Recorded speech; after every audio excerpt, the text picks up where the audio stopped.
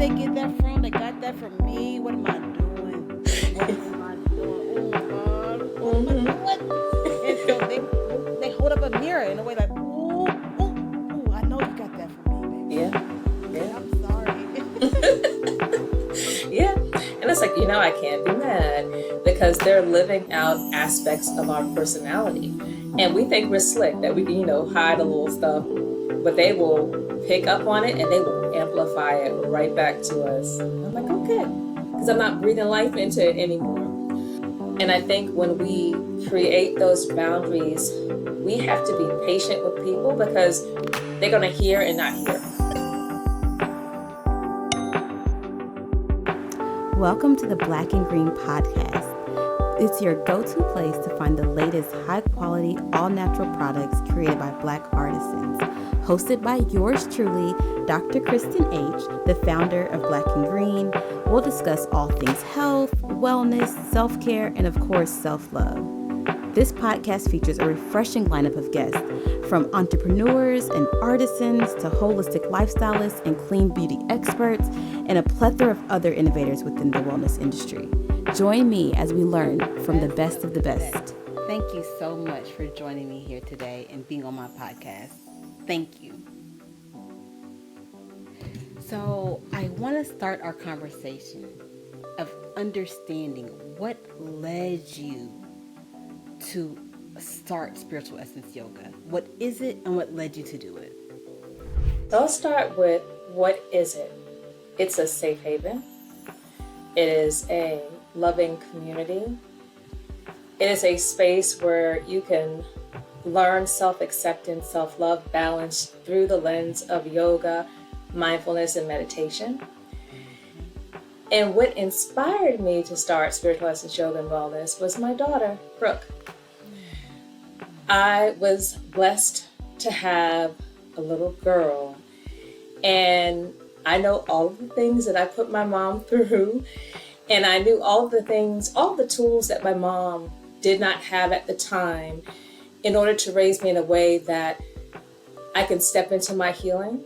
So I love my mom, and I always said she did the best that she could with the tools that she had.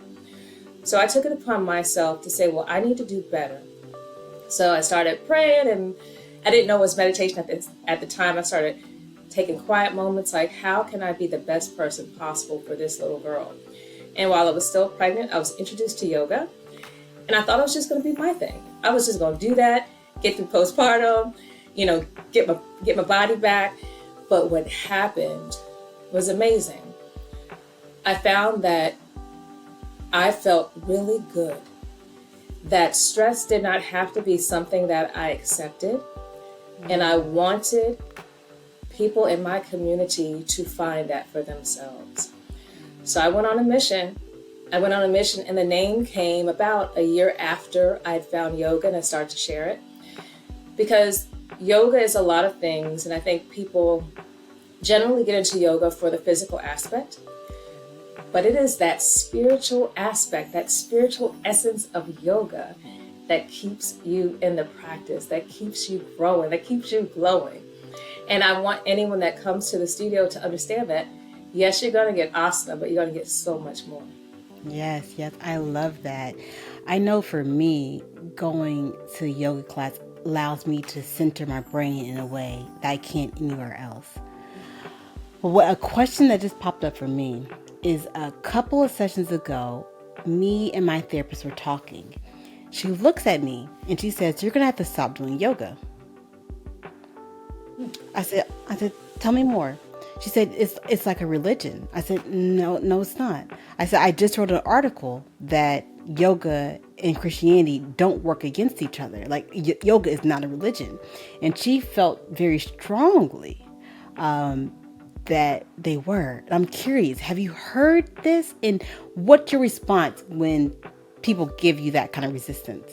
So it's interesting. I was the first Black-owned yoga studio in Prince George's County. And I had to have this conversation a lot. So I had the conversation not from the standpoint of I wanted to defend the art, the science of yoga. I had the conversation because I wanted to educate people that yoga is simply a system, a tool to pull our pieces back together, to become one.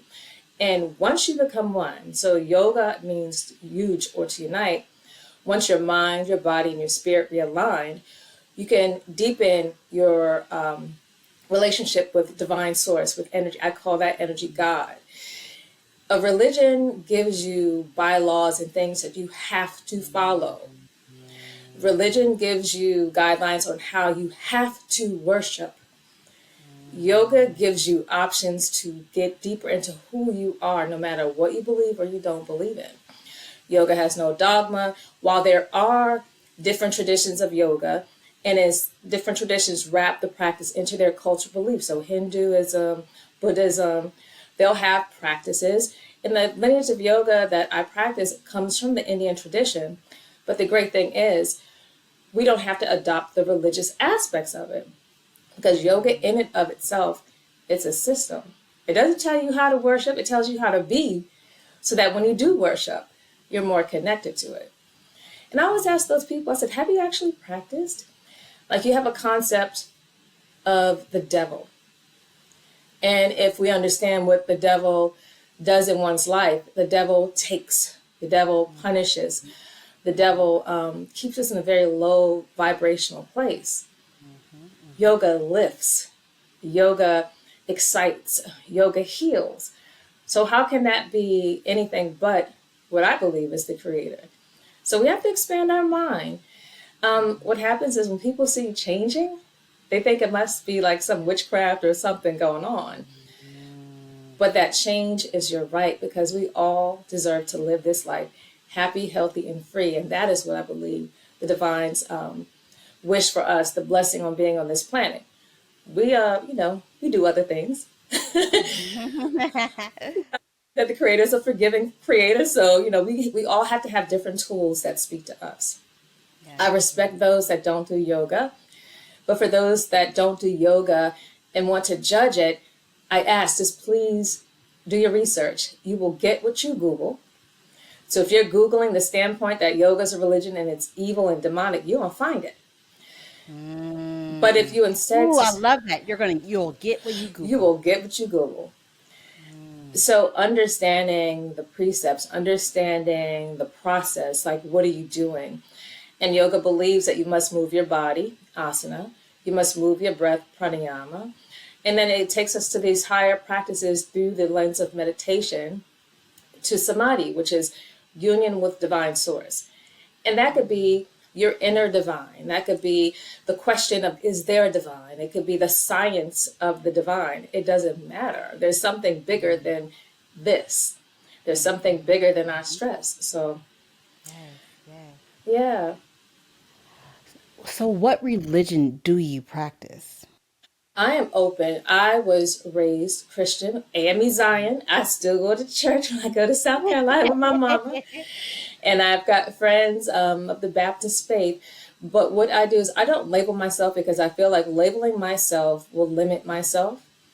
So I can go to church with people on Sunday. I can go to mosque. I can go to temple, and I can find and feel God in all things. But I just choose not to label myself, because society has a lot of labels for us. Tons. So I'm choosing to be open to how God moves me in my life. So I'm just not labeling myself. And people might say, oh, you need something. I feel good. I feel better than I've ever felt in my life. And that's how I approach it. So you can invite me to church. I'll go. I love that. I Yeah. love that. Yeah. Me and my husband we're in the middle of this conversation of trying to figure out what religion is going to feel like for us. Because he grew up as a PK. He's a preacher's kid, so he grew up going to the church religiously, and feeling and having separation. Like, it didn't really feel like his. It was like he was constantly doing this work and his duty for it. I'm developing more of a belief that every religion is right in a way, that you have, depending on your culture, depending on where you are taught a practice of how to worship and praise, and so that's what you do. But because you were taught something different than someone else, it doesn't mean that the way that they were taught is wrong. You have developed a different way of getting the same place. And so we're in the search of trying to find an environment that that uplifts, that uplifts women, that uplifts children, that Yes. is acceptance of our duality and the fact that Yes. our diversity. Hmm. So we're looking for it. Once I find it, I'm gonna invite you. Yeah, and here's the thing that you may find that in several different places of seven different cultural backgrounds. You may find that. I love to travel all over the world, and I love to go into those places where they worship and feel the energy of that worship, of the song, of the prayer. And that's why I said, I am a child of the Creator, and I will go wherever the Creator leads me. So it is definitely look and seek, but the gift is not finding that endpoint. The gift is in the Ooh, journey. It's in the journey. ooh, ooh, ooh, ooh. I feel like you taught me a lesson I'm trying to teach my son all the time. Mhm. I'm trying to teach him that all the time. I said, baby, it's not about where you get, it's that how do you enjoy the process of getting there? Yes, It's enjoying yes, that. And yes. if his little 5-year-old brain is having a hard time, like, mommy, I was like, baby, it's a process. Do you enjoy it? Because, for example, I put him in the sport. He wasn't doing a good job at it. He wasn't winning it, so he was getting frustrated. I said, but did you enjoy playing? Did you enjoy playing? Because that's why mommy put you in there, not to win, but to enjoy playing. Yes, yes. And And the beautiful thing about our children, so I have three children. I have a 22-year-old, a 13-year-old, and a soon to be 8-year-old. I've had a child in every decade of my life, the 20s, 30s, and 40s, adult decade. And I find that what you're doing with your son is amazing because even if he doesn't get it, you have planted a beautiful seed so that as he grows and his mind expands and his understanding expands, he's going to reference what you taught him. Because I see my 22-year-old, it took her a little while. So she went all the way around the mulberry bush and she came. She came.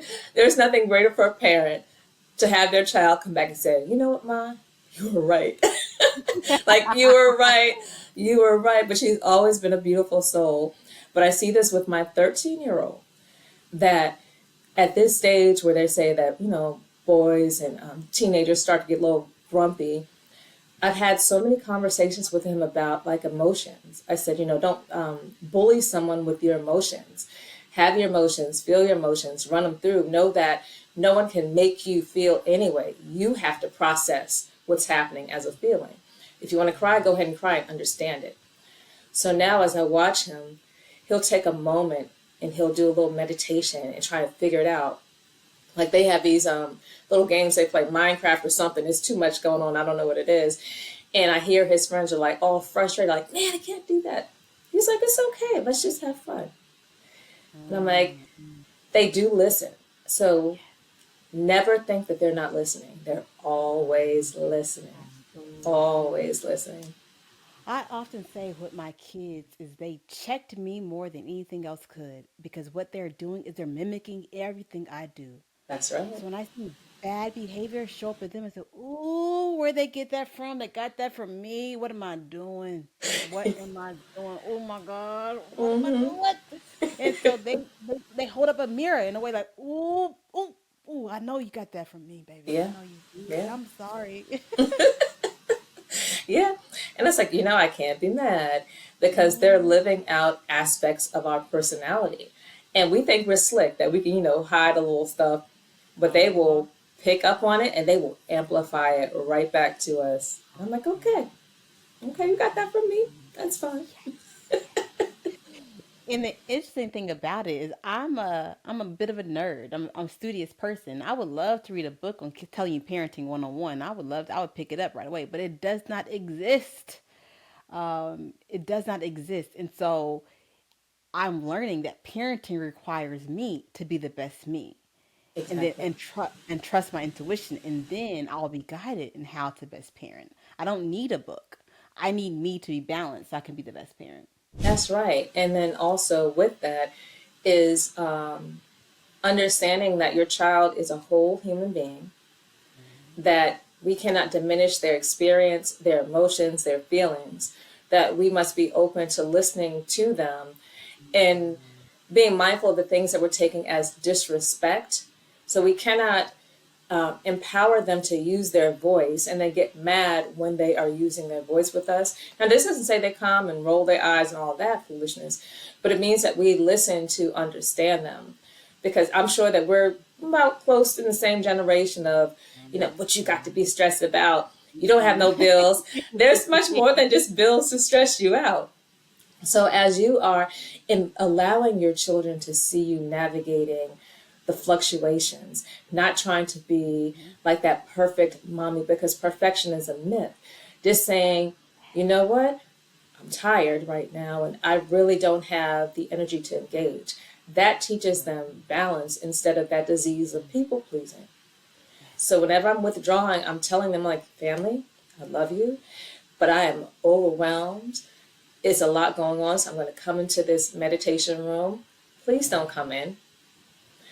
And sometimes they acknowledge that and sometimes they don't. But the times that they don't, I'm like, remember, mommy needs this time. So I said, I'm not going to react out of my fatigue, but I'm going to make sure that they understand what my boundaries are so that they can in turn have those boundaries with their peers and the people that they have in their life.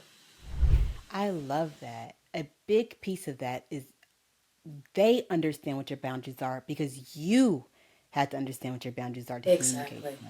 those. I feel like Exactly. that's such a hard thing to learn. Because we aren't taught We're how not. to uncover our boundaries. So how did you do it? How did you figure out where your boundaries were? So I had to suffer like very deep periods of burnout. And it's something where I had to say, it's not something that someone else is doing, it's me. So I do trainings in the studios. I'm a lead trainer. So I would spend 9-hour days with people and then come in and then wanting to be fully present for my family. And I realized that I was short circuiting. That while in the professional sense, I can have boundaries, but if there's an expectation of me to be fully present and I have that expectation for myself, then life is about balancing things out.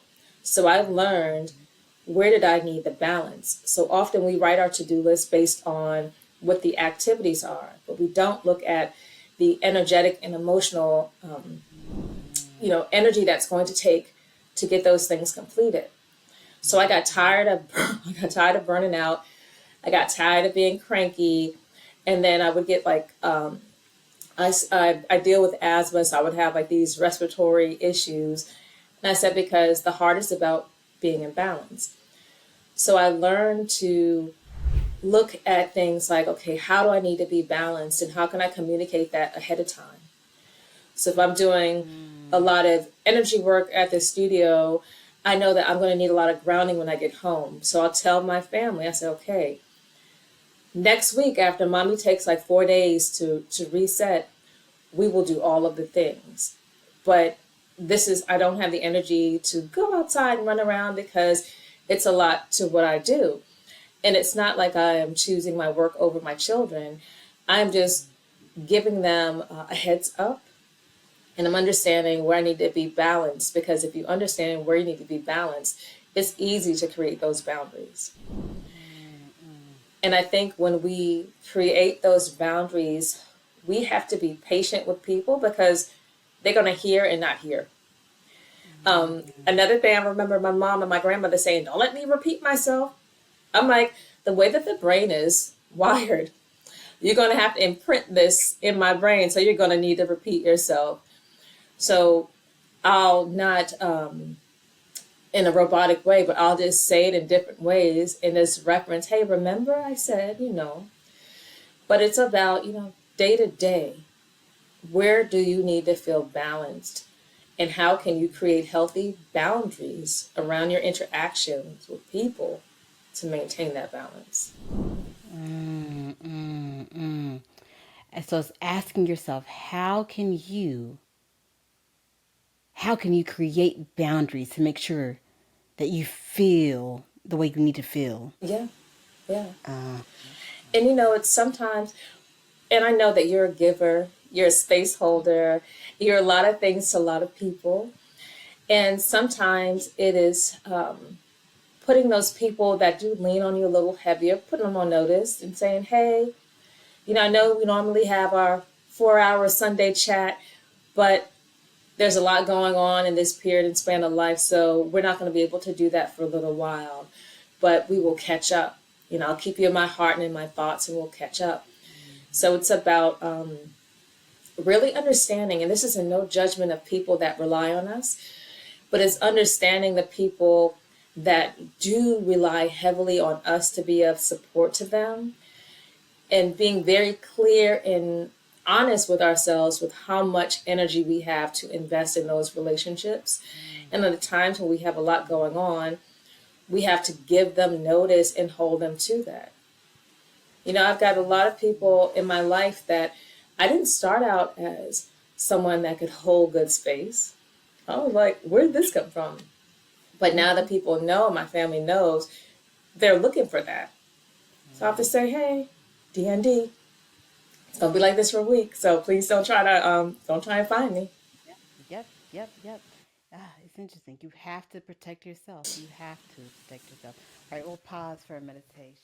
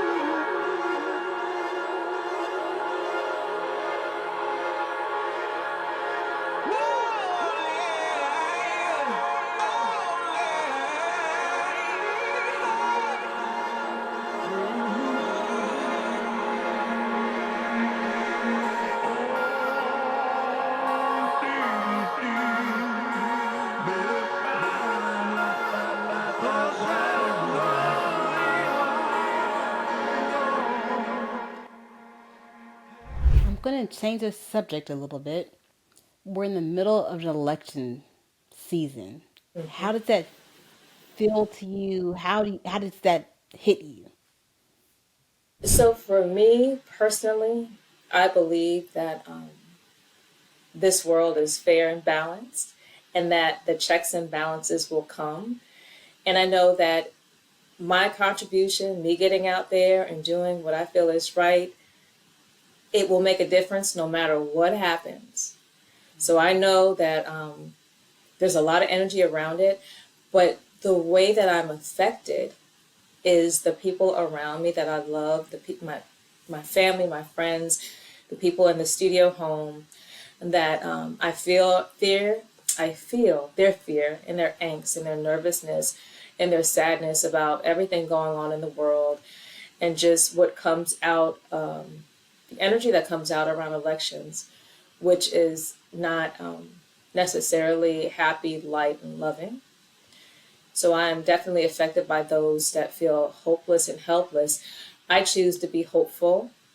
I know what my version of right is, and the Creator always has, reconciles no matter what our experience is, no matter who is in office or not. I believe that there is a divine source that's guiding us and allowing us to have experiences that aren't our choice, to show us how strong we are to overcome anything that life can throw at us, if that makes sense. Yeah, yes, that does make sense. I'm going to say something, throw us off a little bit. Can you push your camera back just a little bit? Because they might need some more space above your head. This one? The one I can see, the one in front. Yeah, that one. This one? All So I right. just need a little bit more space above your head. Is that good? Yeah, that's better. Okay. Just making I'm sure like, this thing ooh, let me doesn't go stretch public. out. I know, right? Yeah, we're good now. That's interesting. You said something I had never heard. I believe that the world will always be balanced. I b- where did that come from? Why do you feel that way? Talk more to me. I've never heard the perspective that I believe the world will always be balanced. So here's the thing about balance. For you to understand what love is, you have to understand what hate is. For you to understand what light is, you must understand what darkness is. So whenever there's a period of darkness and negative energy and awful, atrocious things happening in the world, I know that good things have to come on the heels of it. That for every disaster, I know that something is going to come to make it balanced, to bring it back, to make it right. I stay in that way because it is very easy to fall into spaces where you feel helpless, that you feel like a victim, that you're angry. But I know that my anger and like inundating my nervous system with all of the stuff and the images and the videos of what's going on, that is not allowing me to hold the space and be the support of those that are in my community that have a hand in going and changing laws and advocating and marching. So I have to always keep myself in that place of this world will always come to balance. So if you look at 2020, we all know 2020 was intense, and even years after that there was a lot of loss in 2020. But if you looked at the environment blossomed, it bloomed. There's so many entrepreneurs that 2020 has made that did not realize, oh, I don't have to kill myself at a job. Oh, this little hobby that I have is actually a viable business idea. So there's always a reconciliation that if you're experiencing horrible, negative things, if you can keep faith, if you can find just a small shred of faith, know that things will get better because that is what this world does. So when we get sick, we think, oh man, y'all, I'm sick because, somebody coughed on me because it's, all these germs out here.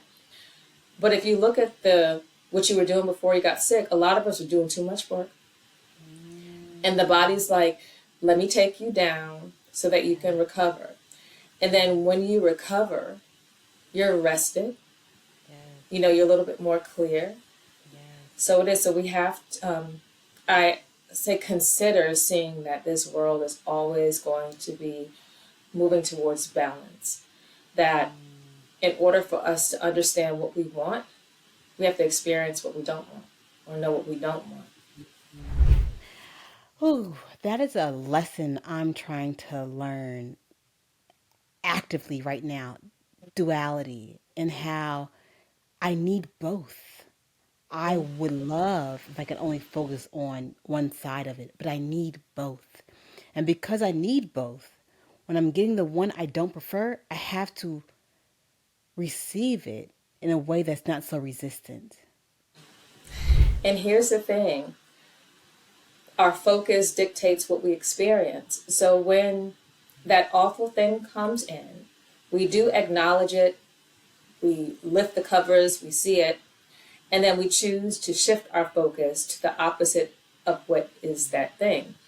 What happens with some people is they want so bad to not experience that thing that they are angry at it, that they keep talking about it, they keep venting about it.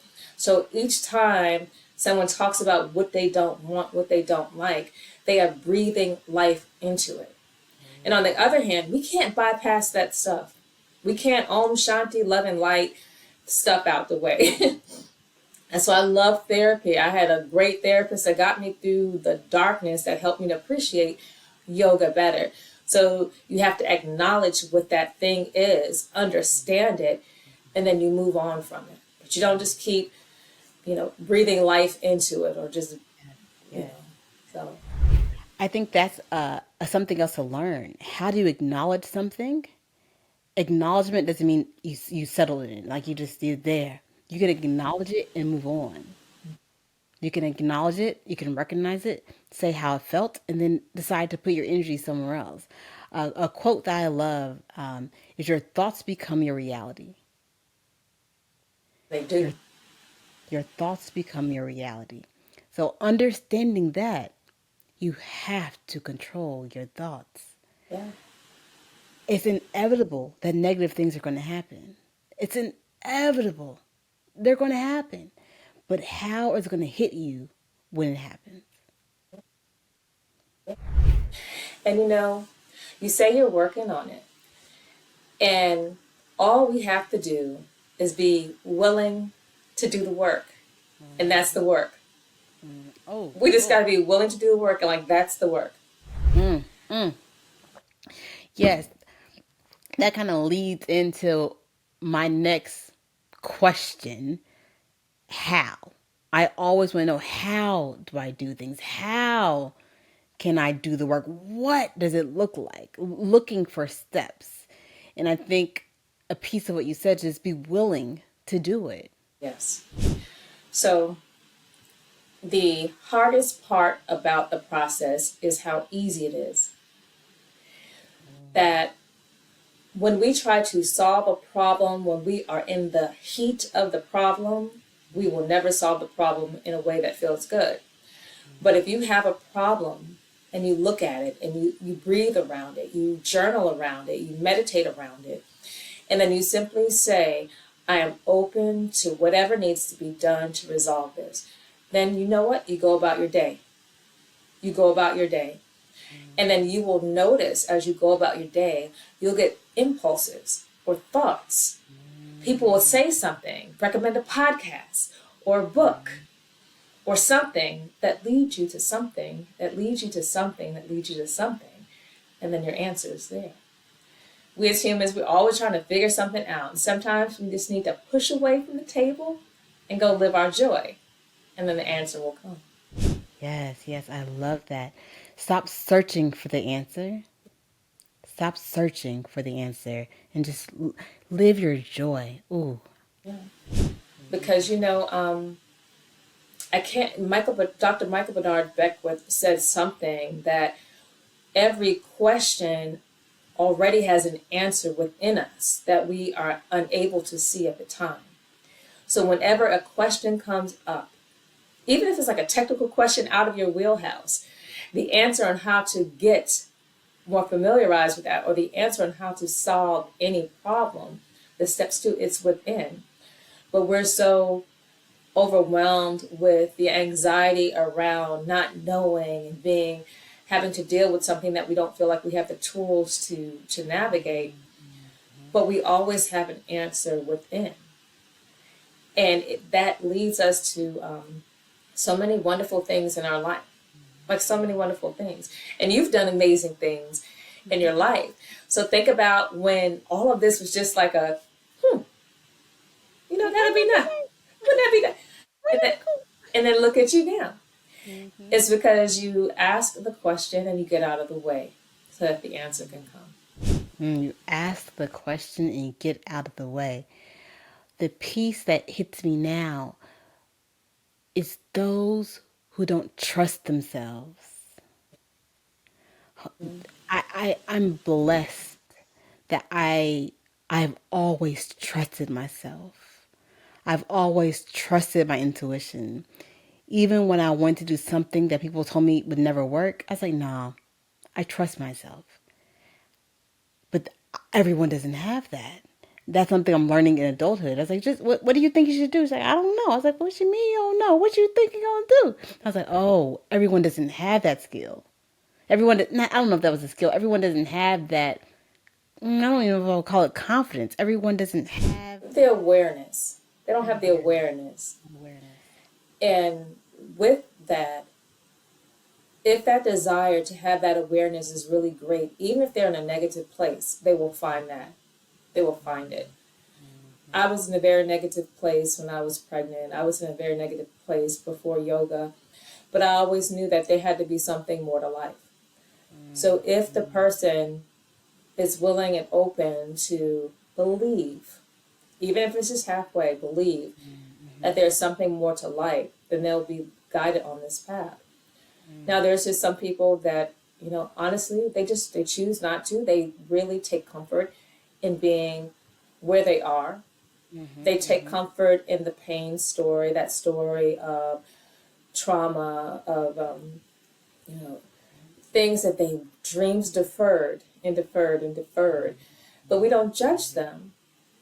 You live by experience. People are always watching what we're doing. They're always feeling how we are.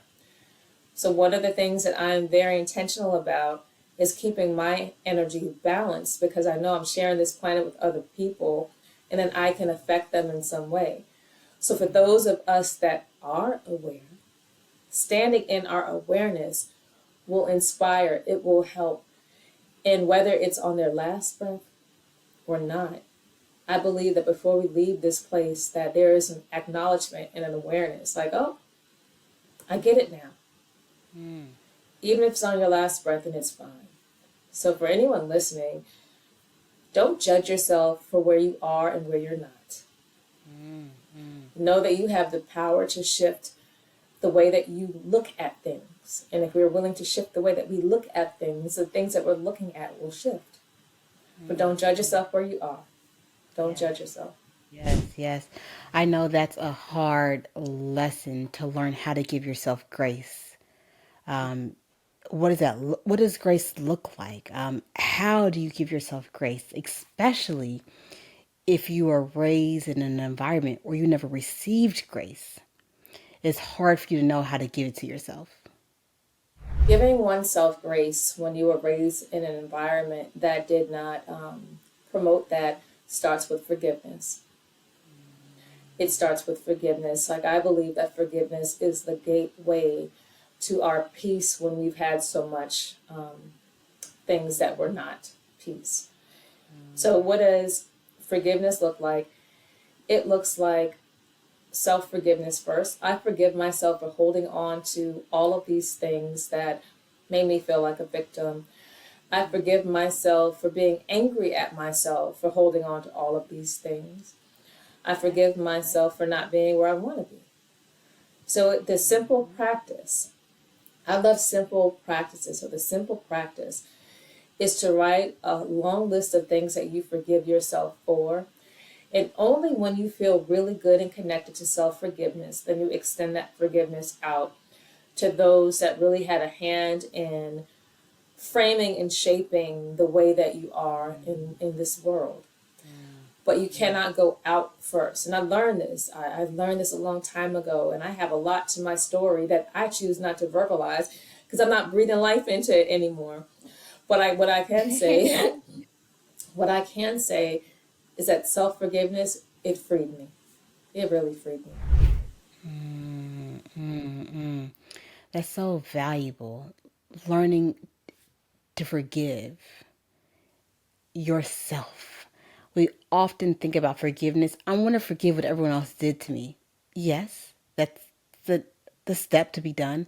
But the first step is forgive the decisions that you made Yeah. Yeah. for yourself. The things that you held on to, the choices you made. Forgive yourself, because I made tons of bad choices. Tons of bad choices. And I chose to say, okay, what did I learn from that bad choice? How can I see that choice in a way that it made me better and forgive myself for that? Okay, I learned that lesson. Thank you. Okay. And there is a Hawaiian meditation or prayer called Ho'oponopono.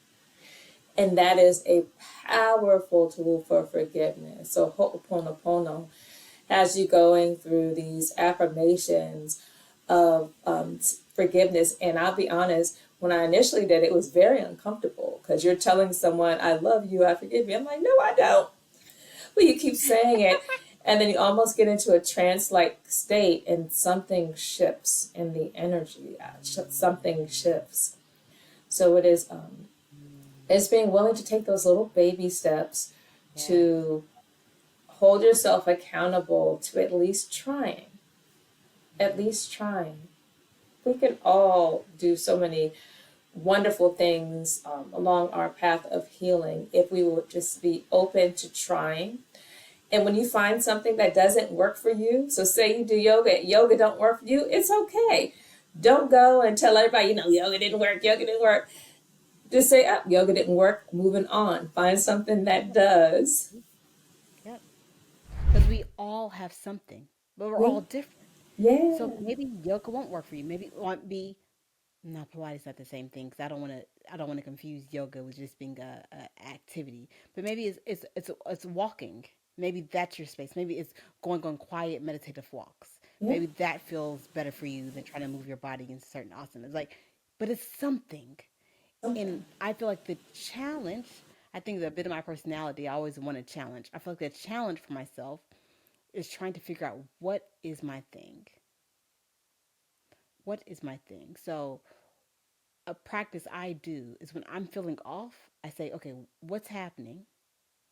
Can I figure out what's happening? Then after I figure out what's happening, is it something I need to voice? Is it something I need to say? Do I need to go walking? Do I need to go to yoga class? Ooh, I will never forget the day I really needed some yoga. And I had my son. And I rolled up into your class, and kids are not allowed. I said, they don't. I need yoga. Hey, my baby here with me, please. Let me in. Uh-huh. Uh-huh. And he looked at me and said, all right, is he going to get off the mat? Okay, go ahead. Mm-hmm. Mm-hmm. Yeah, and it's amazing when you're so aware of your needs, Yes, you're not going to have to figure it out. yes, And, I don't know if like the way you were raised that you were told that you have to like stick with one thing and do yep, that one thing till you die. yep, But the great thing about living fully and freely is that we get to have multiple tools in our toolkit.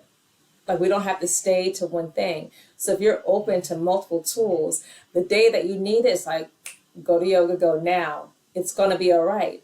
And a way was made for you. A way was yep. made. So if we do that, for anyone that's struggling, knowing that if you are just nope, this is what I need and this is what's gonna happen, a way will always be made. And it's crazy the way that life works that way. A way Yeah. will always be made. A Always. way will always be made. I feel like we should end the podcast on that. A way will always be made. Ashe. Oh gosh, but I have to ask you, is there anything else you want to share? Is there anything else in your spirit that you want to release to those who are listening? So it's gonna be okay. It's going to be okay. No matter what you see, no matter what's going on around you, believe and know that it's going to be okay. Be patient with yourself, and that will fuel the patience that you have with others. Life is about always reconciling and coming to balance. Don't fight the process. Be fully present to the process. You have what you need to move through what you need to move through. It's going to be okay. It's going to be okay. It's going to be okay. Thank you so much. Yes, this is great. Thank you so much. You are an awesome human being, and this was a joy to spend this time with you today. Thank you. All right, I'm going.